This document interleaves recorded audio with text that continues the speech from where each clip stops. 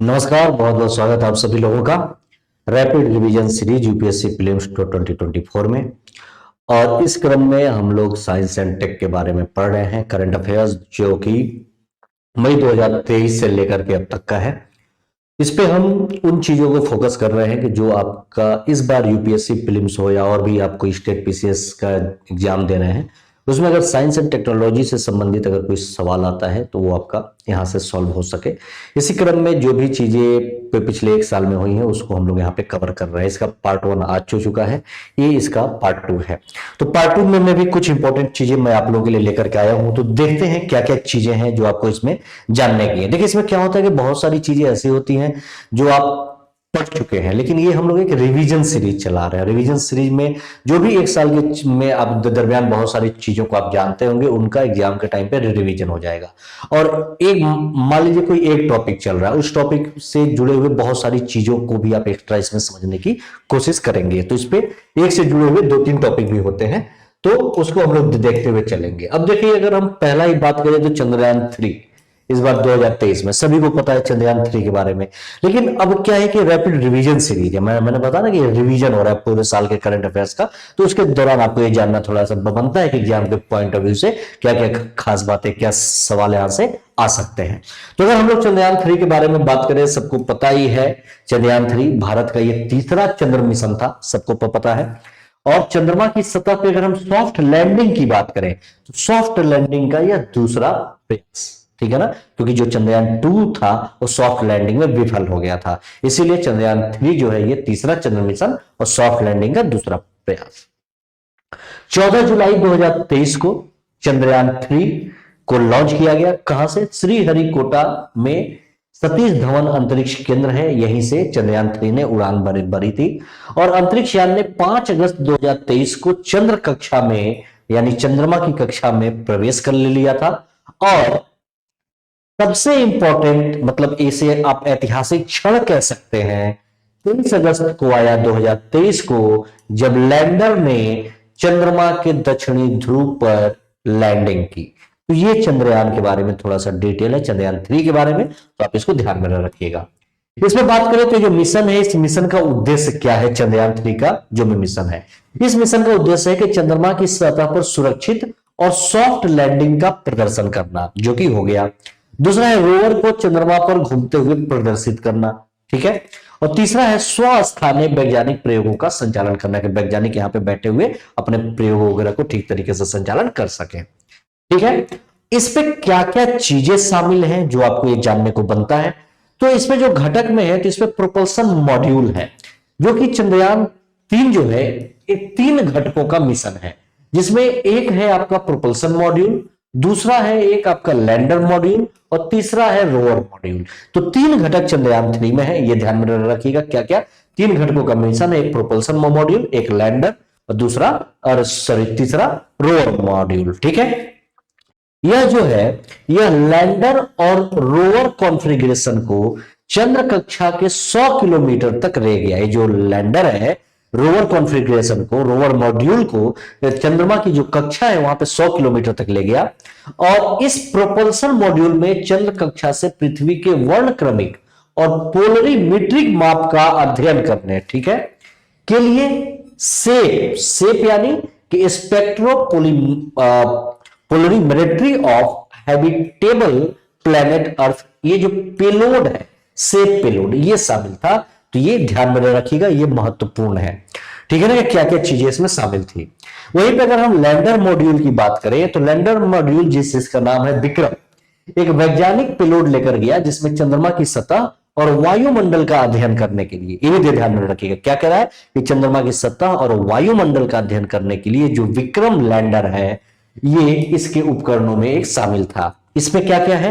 तापीय चालकता, तापमान मापन के तरीके, जिसे हम चेस्ट कह सकते हैं, यानी चंद्र, सरफेस, थर्मोफिजिकल एक्सपेरिमेंट, ठीक है ना, ये ध्यान में रखिएगा। जो चेस्ट है इसका मतलब होता है कि पवित्र, आप कह सकते हैं, इसका हिंदी मतलब होता है पवित्र, ठीक है ना। तो ये ध्यान में रखिएगा। ये है, खैर हिंदी मतलब मैंने ऐसे जानबूझ के बताया अपने आपके समझ के लिए। ये जो चेष्टे है यानी चंद्र, सरफेस, थर्मोफिजिकल एक्सपेरिमेंट, ठीक है। ये लैंडिंग स्थल के आसपास क्या करेगा, भूकंप के मापन के लिए है। ये ध्यान में रखिएगा कि चेस्टेक किस लिए गया है, कि जो लैंडिंग स्थल है वहां पे भूकंप के मापन के लिए। यहां पे एक है इल्सा यानी instrument for lunar seismic activity. ये क्या है, ये वहां पे प्लाज्मा घनत्व और इसकी विविधताओं का अनुमान लगाने के लिए है। ठीक है, एक है आपका एलपी यानी लैंग्यूमिर प्रोब। ठीक है ना, ये ध्यान में रखिएगा, लैंग्यूमिर प्रोब ये भी इसमें शामिल है। ये तीन चीजें हैं। और नासा का एक निष्क्रिय लेजर रेट्रो रिफ्रैक्टर एरे, इसको भी लूनर लेजर रेंजिंग अध्ययन के लिए यहां पे समायोजित किया गया है। तो ये सभी चीज यहां पे लैंडर मॉड्यूल के साथ है, तो ये ध्यान में रखेंगे। ये सब खास हो सकते हैं फिल्म्स के पॉइंट ऑफ व्यू से। यहीं पे अगर हम बात करें जो रोवर मॉड्यूल है, तो इसका नाम क्या है, प्रज्ञान। ये क्या करेगा, चंद्रमा की सतह और उप सतह का अध्ययन करने के लिए, ठीक है, उपकरणों का एक समूह लेकर के गया है। तो प्रज्ञान में क्या क्या है, लैंडिंग स्थल के आसपास क्षेत्र में मौलिक संरचना की जांच करने के लिए यहां पे एपेक्स एपीएक्सएस यानी अल्फा प्रैक्टिकल एक्सरे स्पेक्ट्रोमीटर, और क्या लेकर के गया है प्रज्ञान, लिप्स यानी लेजर इंड्यूस्ड ब्रेकडाउन स्पेक्ट्रोस्कोपी। ठीक है ना, ये ध्यान में रखिएगा, लेजर इंड्यूस्ड ब्रेकडाउन स्पेक्ट्रोस्कोपी, ये दोनों चीज लेकर के प्रज्ञान गया है। तो ये सब आपके लिए एक बेसिक कॉन्सेप्ट की बातें हैं जो आपको ध्यान में रखेंगे। क्या इसका प्रमुख खोज है, क्या निष्कर्ष है, तो ये क्या है कि इसके बारे में पता चला है। जो चेस्टे है, ये जो चेस्टे है ये क्या है कि ये वहां पे मापन किया और मापन के बाद इसके द्वारा पता चला कि तापमान 70 डिग्री सेल्सियस तक वहां पे इसने दर्ज किया है।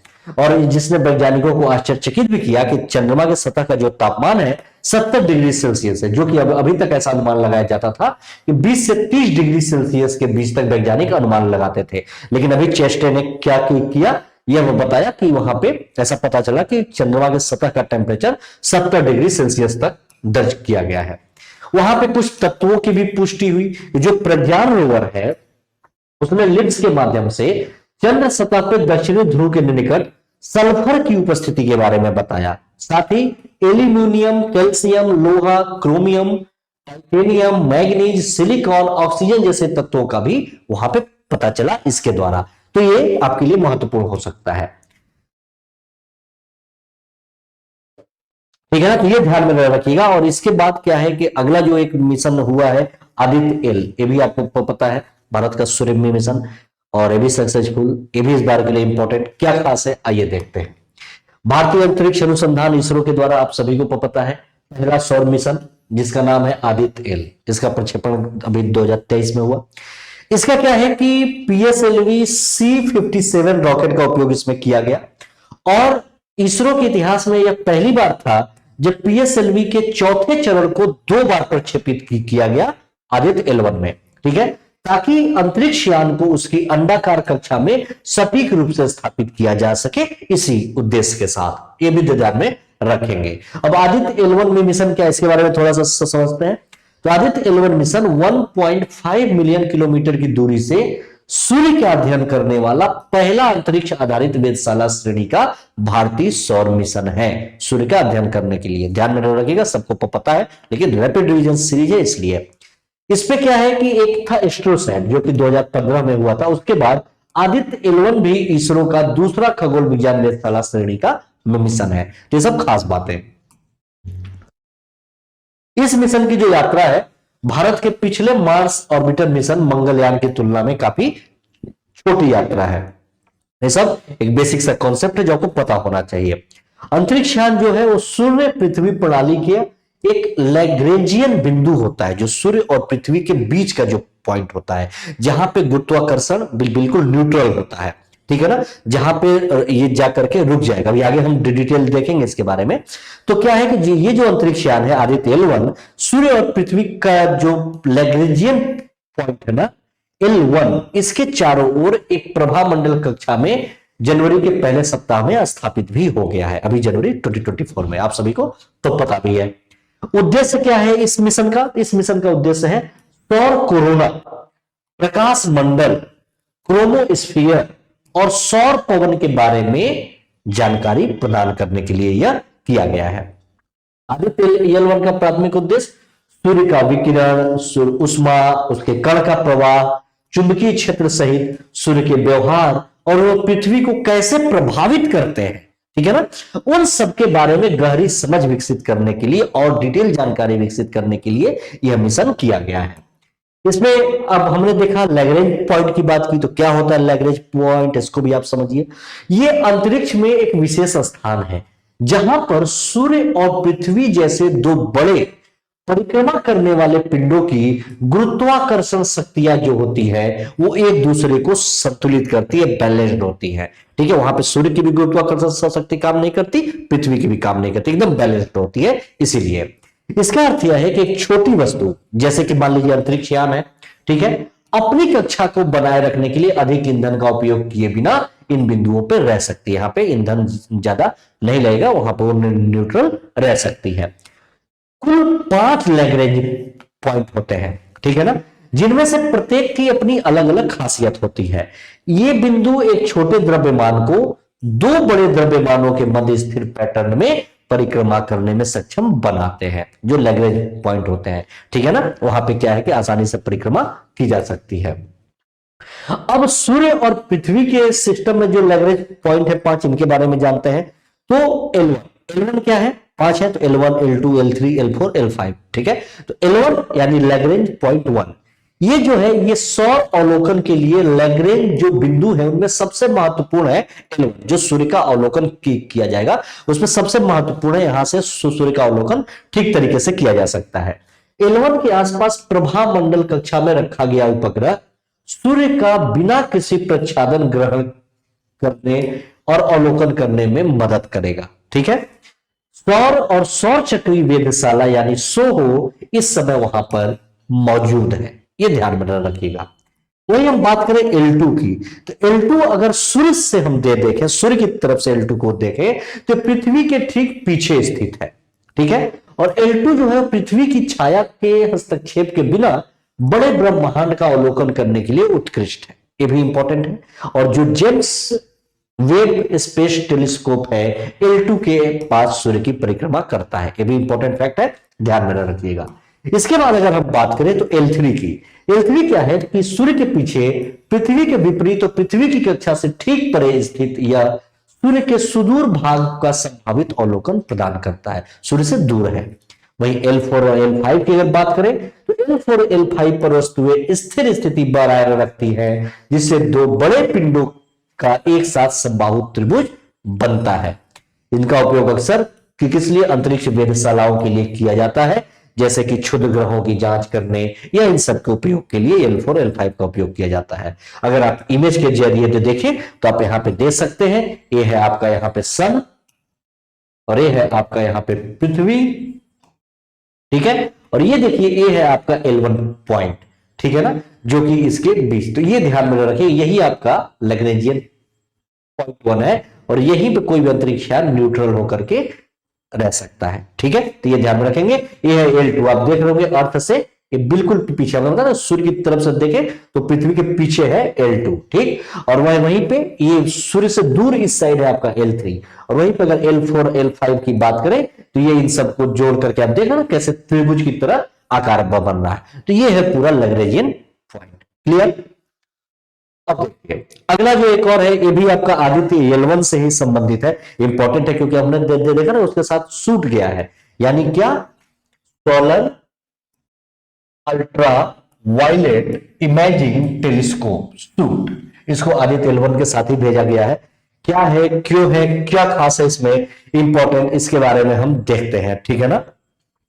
इस बार के प्रीलिम्स के लिए इंपॉर्टेंट हो सकता है। तो ये ध्यान में रखिएगा कि पुणे में है क्या, inter university centre for astronomy and astrophysics IUCAA, ये कहां पे है, पुणे में है। इनके द्वारा विकसित किया गया है सूट यानी सोलर अल्ट्रावायलेट इमेजिंग टेलीस्कोप, किसने विकसित किया है, IUCAA, जो कि पुणे में है, ठीक है। इन्होंने क्या है कि सूट को फिर इसरो को दे दिया, ठीक। इसके बाद क्या हुआ कि इसरो का जो आदित्य L मिशन था, इसी मिशन के साथ सूट को एकीकृत किया गया और 2 सितंबर 2023 को फिर आदित्य L1 के साथ ये लॉन्च हुआ, ठीक। इस पे क्या क्या है, अगर सोलर अल्ट्रावायलेट इमेजिंग टेलीस्कोप के बारे में हम देखें, क्या है, क्यों भेजा गया, क्या खास है, तो इसका उद्देश्य है कि सूर्य में जो भी अल्ट्रावायलेट रेज है या जो भी पराबैंगनी किरणें हैं, इनके उत्सर्जन का अध्ययन करने के लिए बेसिकली सूट को डिजाइन किया गया है। इसीलिए इसका नाम भी है सोलर अल्ट्रावायलेट इमेजिंग टेलीस्कोप। ठीक है, विभिन्न प्रकार के यूवी तरंग दैर्ध्य में सूर्य के वातावरण की हाई रिजोल्यूशन इमेज को कैप्चर करना, जिसे कोरोना के रूप में, सोलर कोरोना है ना, उसके रूप में भी जाना जाता है। वहां पे कितनी कैसी अल्ट्रावायलेट किरणें हैं, इन सब के अध्ययन के लिए इसको डिजाइन किया गया है और ये वहां पे भेजा गया है आदित्य L1 के साथ। यह जो है 200 से 400 नैनोमीटर के तरंग दैर्ध्य को कवर करते हुए दूर और निकट के पराबैंगनी क्षेत्रों पर यह काम करेगा। ठीक है, यह सूर्य के वातावरण के गर्म तथा अधिक गतिशील क्षेत्रों जैसे कि संक्रमण क्षेत्र, कोरोना, इन सब का अवलोकन करने के लिए इसको डिजाइन किया गया है। इस पे अगर बात करें इसके महत्व की, तो सूर्य अपने उच्च उत्सर्जन और विकिरण के कारण पृथ्वी के वातावरण से बाहर अध्ययन करने वाली सबसे कठिन वस्तुओं में है, क्योंकि आपको पता है वहां पर उच्च विकिरण है इन सब, तो इसी सब के लिए सूट वैज्ञानिकों को सूर्य के रहस्यों, पृथ्वी और अन्य ग्रहों पर इसके क्या प्रभाव है सूर्य के, इनके बारे में जानने की, कि जो इससे जो अल्ट्रावायलेट किरणें निकलती हैं, इनका पृथ्वी पे या अन्य ग्रहों पे क्या प्रभाव पड़ता है, इनके बारे में जानकारी ये सूट प्रदान करेगा। यही पर देखें तो सूट जो है त्वचा कैंसर हेतु जिम्मेदार खतरनाक जो अल्ट्रावायलेट किरणें हैं, इससे क्या है कि स्किन कैंसर होता है, तो इसके लिए जिम्मेदार है और इसी के लिए बेसिकली ये उनको मापेगा। और जो सूट है वो सूर्य की गतिविधि की निगरानी करेगा, संभावित सौर ज्वालाओं एवं कोरोनल मास इंजेक्शन की प्रारंभिक चेतावनी प्रदान करेगा, उपग्रहों, संचार प्रणालियों, पावर ग्रिड तथा पृथ्वी पर मानव स्वास्थ्य को प्रभावित जो करेगा, इन सब की जांच के लिए ये सूट बनाया गया है। ठीक है, अगला एक और इंपॉर्टेंट है GSAT-20 के बारे में, जो कि इसरो और स्पेस एक्स के द्वारा मिलकर के किया गया है। GSAT-20 क्या खास है, इस बार के लिए प्रीलिम्स के लिए इंपॉर्टेंट हो सकता है GSAT-20, तो आइए इसके बारे में देखें। तो क्या है कि इसरो की एक वाणिज्यिक शाखा है जिसका नाम है NSIL यानी न्यू स्पेस इंडिया लिमिटेड। ठीक है, ये इसरो की ही एक शाखा है जो कि 2024 में स्पेस एक्स का एक फाल्कन 9 है, इसके द्वारा GSAT-20 लॉन्च करने के लिए तैयार है। स्पेस एक्स के फाल्कन 9 रॉकेट के साथ क्या है कि GSAT-20 लॉन्च किया जाएगा, या GSAT-AN2 लॉन्च कौन, NSIL करेगा स्पेस एक्स के साथ। और NSIL क्या है, इसरो की एक वाणिज्यिक शाखा है। फाल्कन 9 जो है दुनिया का पहला कक्षा श्रेणी पुनः प्रयोज्य 2 चरण वाला रॉकेट है, ये ध्यान में रखेंगे। ठीक है, जिसे पृथ्वी की कक्षा या उससे आगे मानव और पेलोड के सुरक्षित परिवहन के लिए स्पेस एक्स के द्वारा डिजाइन किया गया है, ये ध्यान में रखिएगा। आगे भी देखें, अगर हम बात करें कि GSAT-20 क्या है, ये एक उच्च थ्रूपुट के बैंड उपग्रह यानी सैटेलाइट है GSAT-20, जो कि क्यों लॉन्च किया जाएगा या किया गया है, high speed broadband internet connectivity, ये ध्यान में रखिएगा। इस डिजिटल वीडियो ट्रांसमिशन और ऑडियो ट्रांसमिशन प्रदान करने के उद्देश्य से यह एक प्रकार का सैटेलाइट है। ठीक है, जो कि ये आपका NSIL यानी इसरो के NSIL, या आप कह सकते हैं इसरो और स्पेस एक्स के द्वारा किया गया है। इसे क्यों, क्योंकि आप देख रहे हैं कि ज्यादातर इंटरनेट वगैरह, ब्रॉडबैंड वगैरह सब अब ज्यादा से ज्यादा जरूरतें हैं, तो भारत की बढ़ती ब्रॉडबैंड संचार आवश्यकताओं को पूरा करने के लिए लॉन्च किया जा रहा है। इसे अंडमान और निकोबार द्वीप समूह, लक्षद्वीप समूह जैसे दूर दराज के क्षेत्रों सहित पूरे भारत में व्यापक कवरेज प्रदान करने के लिए GSAT-20 को निर्मित किया गया है। यह उपग्रह लगभग 48 Gbps की प्रभावशाली हाई थ्रूपुट सैटेलाइट क्षमता प्रदान करता है, और उल्लेखनीय रूप से इसमें 32 बीम शामिल है, ये इसके बारे में है, जो विशेष रूप से वंचित क्षेत्रों की मांग वाली सेवा आवश्यकताओं को पूरा करने के लिए निर्मित किए गए हैं, जिसका उद्देश्य कनेक्टिविटी अंतर को कम करना। मान लो कोई आइलैंड वगैरह, अंडमान निकोबार, लक्षद्वीप जैसे जहां पे कनेक्टिविटी की प्रॉब्लम होती है ज्यादातर, वहां के उद्देश्य से इसको बेसिकली किया गया है। खास क्या है कि जो ये के ए बैंड है, ये 27 से 40 गीगाहर्ट्ज तक की रेडियो फ्रीक्वेंसी होती है, उसको ये संदर्भित करता है। और यह फोकस्ड स्पॉट बीम के माध्यम से व्यापक कवरेज के साथ उच्च गति उपग्रह डेटा स्थानांतरण की अनुमति भी देता है। तो के ए बैंड के बारे में भी ध्यान में रखेंगे, जो जीजी से 20 के साथ है। अभी आपने यहाँ पे न्यू स्पेस इंडिया लिमिटेड के बारे में सुना, एनएसआईएल के बारे में। तो क्या है एनएसआईएल, तो इसके बारे में देख लें। तो 6 मार्च 2019 को कंपनी अधिनियम 2013 जो बनाया गया है, उसके तहत यह निगमित है और अंतरिक्ष विभाग जो डिपार्टमेंट ऑफ स्पेस है, उसके प्रशासनिक नियंत्रण के तहत भारत सरकार के पूर्ण स्वामित्व वाली यह कंपनी है। ठीक है, एनएसआईएल। इसकी प्राथमिक जिम्मेदारी यह है कि भारतीय उद्योगों को उच्च प्रौद्योगिकी अंतरिक्ष संबंधित गतिविधियों को करने में सक्षम बनाना और यह भारतीय अंतरिक्ष से संबंधित अनुसंधान कार्यक्रमों तथा सेवाओं के प्रचार और वाणिज्यिक दोहन के लिए भी एनएसआईएल जिम्मेदार है। तो ये सब एनएसआईएल के बारे में खास बातें हैं।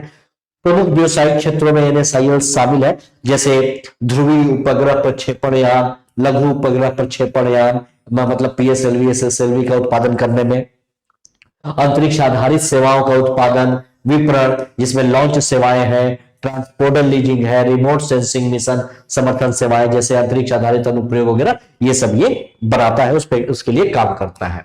ठीक है, उपग्रहों का निर्माण करना, ठीक है, जैसे अर्थ ऑब्जर्वेशन, ये सब दोनों जैसा जैसा आवश्यकता है वैसा सैटेलाइट बनाता है। इसरो के केंद्रों, निकायों और अंतरिक्ष विभाग के घटक संस्थानों द्वारा विकसित प्रौद्योगिकी का हस्तांतरण, इसरो की गतिविधियों से निकलने वाली प्रौद्योगिकी उत्पाद सेवाओं का विपणन करना, परामर्श सेवाएं देना, ये सभी एनएसआईएल का काम है। ठीक है, जून 2022 में एनएसआईएल ने अपना पहला मांग संचालित उपग्रह मिशन GSAT-24 को सफलतापूर्वक पूरा किया था, जो एक उपग्रह टेलीविजन सेवा टाटा प्ले द्वारा पूरी तरह सुरक्षित था। GSAT-24 अब GSAT-20 होगा। वर्तमान में एनएसआईएल कक्षा में 11 संचार उपग्रहों का प्रबंधन और संचालन करता है। वर्तमान में 11 सैटेलाइट है संचार से संबंधित, ये ध्यान में रखिएगा। ठीक है, एक और इंपॉर्टेंट है पेरेग्रीन में मिशन। ठीक है, पेरेग्रीन 1 अमेरिका का मिशन है, ये किया गया लेकिन ये विफल हो गया, इस वजह से और थोड़ा चर्चा में है, इसलिए ध्यान में रखिएगा कि संयुक्त राज्य अमेरिका का मिशन नाम है पेरेग्रीन मिशन 1। ठीक है ना, जो कि 50 से अधिक वर्षों में चंद्रमा पर उतरने वाला पहला प्रयास है, 50 वर्ष के बाद अमेरिका का। लेकिन लॉन्च के कुछ ही घंटों बाद अंतरिक्ष यान में कुछ तकनीकी रूप से ईंधन का रिसाव हुआ, जिससे उसका लैंडिंग क्या हो गया, फेल हो गया। इसी वजह से चर्चा में, तो इस बार इसको भी ध्यान में रखिएगा। इसका ये जो मिशन है पेरेग्रीन, इसका नेतृत्व क्या है कि वहां के कुछ प्राइवेट कंपनियां जैसे निजी अंतरिक्ष उद्यम Astrobotic Technology, United Launch Alliance के द्वारा यह तैयार किया गया, जो सहयोगी मिशन अंतरिक्ष अन्वेषण के निजी क्षेत्र की क्षमताओं का लाभ उठाने की दिशा में, कि प्राइवेट सेक्टर को कैसे इन्वॉल्व करके इनमें काम किया जाए, ऐसा अमेरिका ने किया, लेकिन ये फेल हो गया है अभी। ठीक है, इसी वजह से पेरेग्रीन इंपॉर्टेंट है। इसकी क्या खासियत है, तो अपोलो कार्यक्रम के बारे में आप सभी को पता है अमेरिका का। तो अपोलो के बाद पेरेग्रीन लैंडर चंद्रमा पर उतरने वाले पहले अमेरिकी अंतरिक्ष यान में से एक होगा। ठीक है, पेरेग्रीन लूनर लैंडर, जिसे पेरेग्रीन मिशन 1 के नाम से भी जाना जाता है, एस्ट्रोबोटिक टेक्नोलॉजी के द्वारा एक चंद्र लैंडर है। ठीक, यह national aeronautic and space administration यानी नासा के commercial lunar payload services CLPS कार्यक्रम का हिस्सा है, जिसका उद्देश्य व्यापक लूनर इकोनॉमी को प्रोत्साहित करना। तो नासा का ये भी ध्यान में रखिएगा। नासा जो है विज्ञान और प्रौद्योगिकी पेलोड को चंद्रमा की सतह तक पहुंचाने के लिए CLPS पहल के तहत विभिन्न अमेरिकी कंपनियों के साथ साझेदारी कर रहा है, और उसी साझेदारी के तहत यह मिशन है। ठीक है, CLPS का जो अनुबंध है, इसका उद्देश्य है कि आगामी मानव युक्त जो भी मिशन की तैयारी नासा कर रहा है, उसमें चंद्र अन्वेषण प्रयोग और प्रौद्योगिकी प्रदर्शन की सुविधा प्रदान करना। ठीक है, इसीलिए निजी कंपनियों के साथ यह अनुबंध या एग्रीमेंट करने की कोशिश है। ठीक है, इसके चंद्रमा के मध्य अक्षांश क्षेत्र तक पहुंचने की उम्मीद है, जिसे साइनस विस्कोसिटैटिस अथवा बे ऑफ स्टिकीनेस कहा जाता है। ये सब कुछ बेसिक सी बातें। यह जो मिशन है मंगल ग्रह पर मिशन की तैयारी के लिए इस दशक के अंत तक चंद्रमा पर अंतरिक्ष यात्रियों को पुनः भेजने के लिए नासा के नेतृत्व वाले आर्टेमिस की तैयारी में भी मदद करेगा। ये भी ध्यान में रखिएगा, इस उद्देश्य से भी है।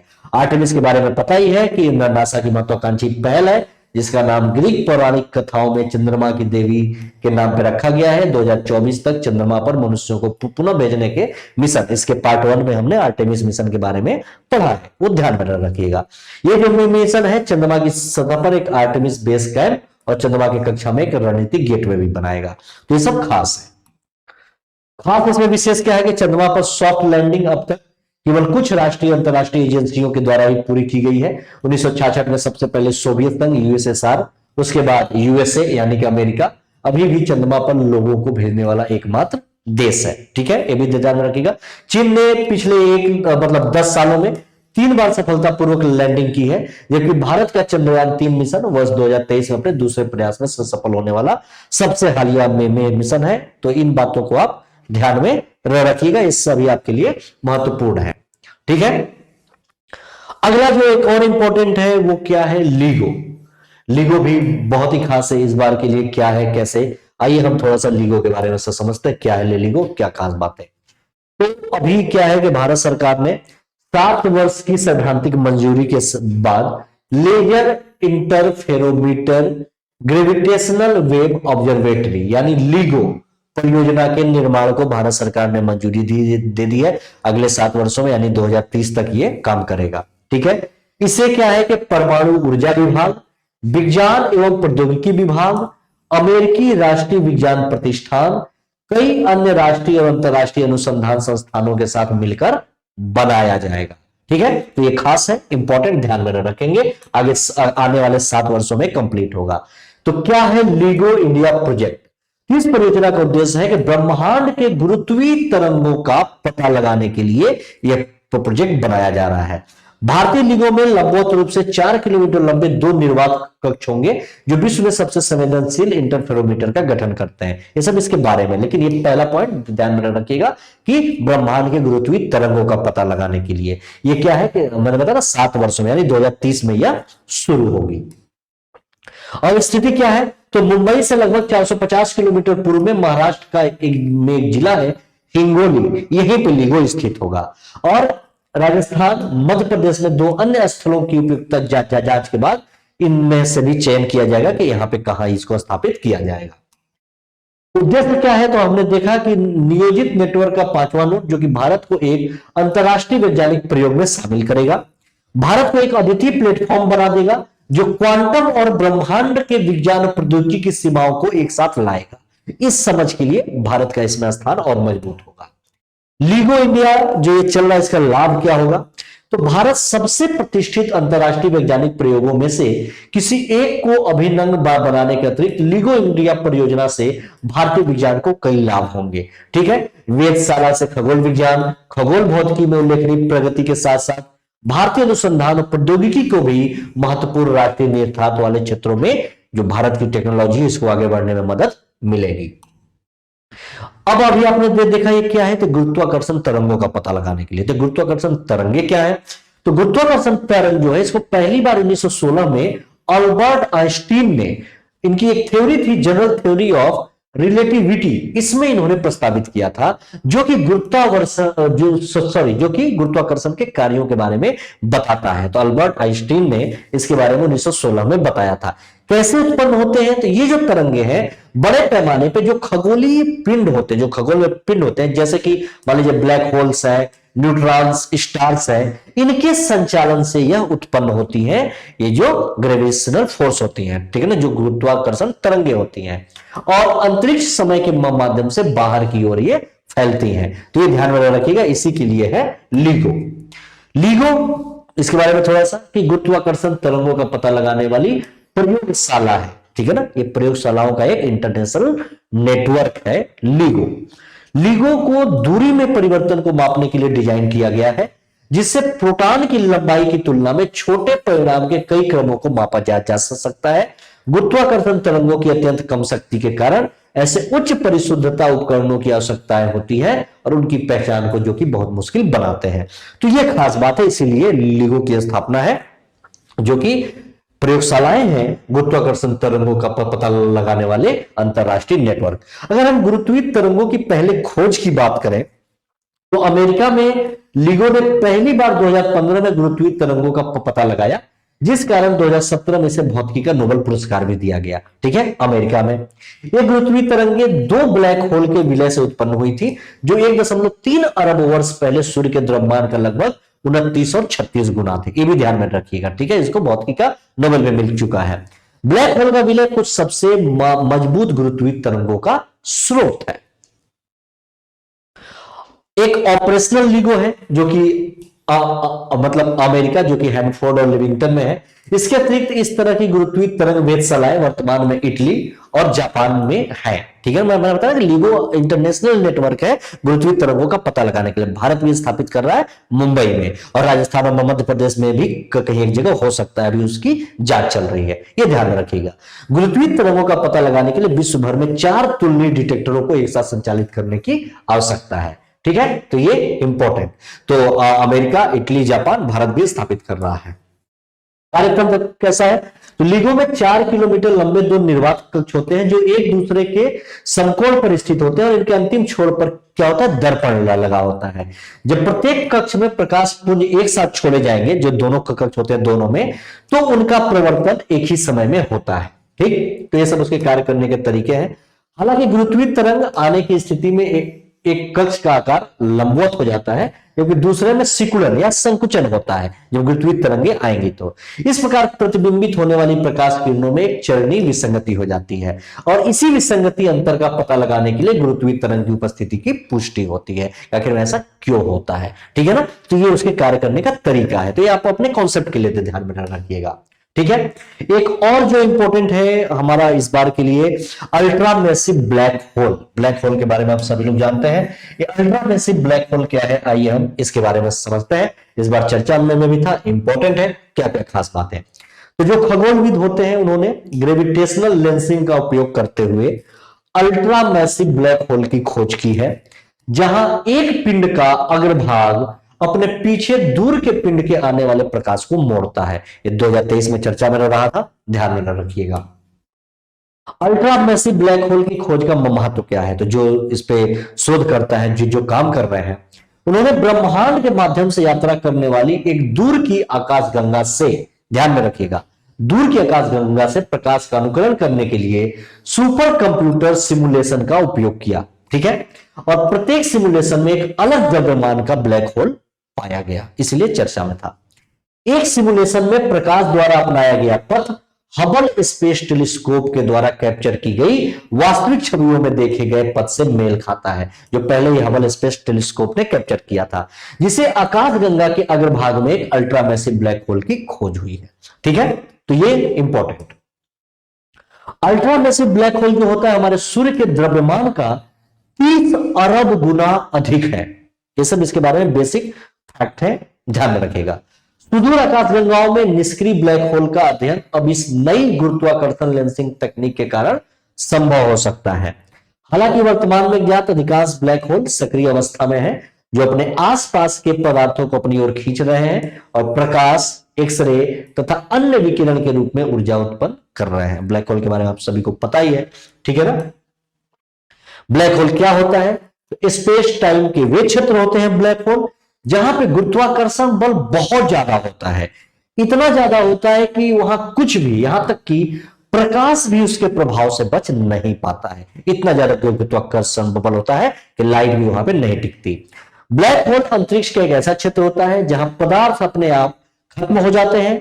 कुछ बड़े तारों के विस्फोट के साथ टूटने से ब्लैक होल पैदा होते हैं, इसे आप लोगों ने बेसिक ज्योग्राफी में पढ़ा भी होगा।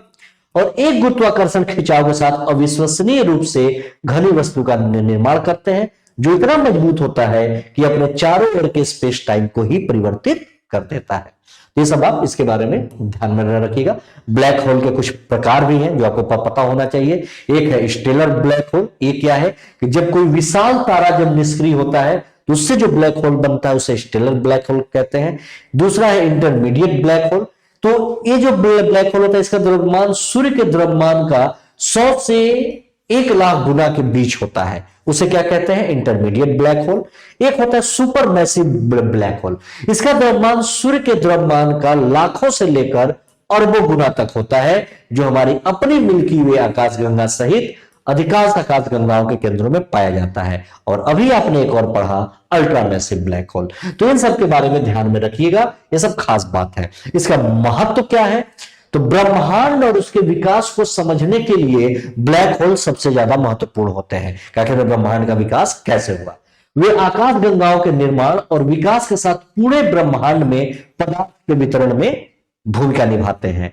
और ब्लैक होल का अध्ययन करने से हमें अंतरिक्ष, समय और गुरुत्वाकर्षण के मूलभूत गुणों को समझने में भी मदद मिलती है। तो यह सब ब्लैक होल की खासियत थी, ये ध्यान में रखिएगा। ये हमारा साइंस एंड टेक्नोलॉजी का पार्ट 2 है जो यहीं पे समाप्त होता है। अगली कक्षा में इसकी एक और क्लास होगी, पार्ट 3 होगी। साइंस एंड टेक 3 क्लास में होगा, पहला हो चुका है, दूसरा आज हमने किया। अगली यानी कल इसकी जो मतलब क्लास होगी वो पार्ट 3 होगी। तो आप लोग इसे ध्यान से देखिएगा, जो आपके इस बार के यूपीएससी प्रीलिम्स के लिए इंपॉर्टेंट होंगे। तो चलिए फिर मिलते हैं हम लोग अपने नेक्स्ट सेशन में, तब तक के लिए धन्यवाद, नमस्कार।